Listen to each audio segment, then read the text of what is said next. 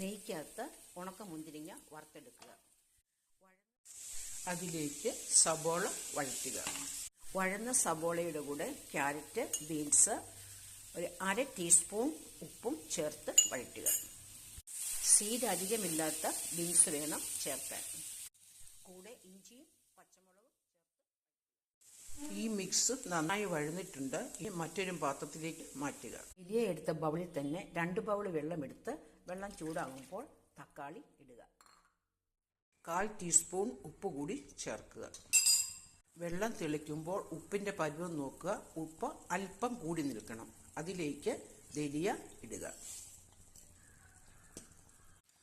മൂടി വെച്ച് വേവിക്കുക. ദലിയയ്ക്ക് നല്ല വേവുണ്ട്. വെള്ളമൊക്കെ പറ്റി ദലിയ നന്നായിട്ട് വെന്തിട്ടുണ്ട്. അതിലേക്ക് വെജിറ്റബിൾ മിക്സും ഉണക്കമുന്തിരിങ്ങയും അല്പം മല്ലിയിലയും ചേർത്ത് 2 സെക്കൻഡ് മൂടി വയ്ക്കുക.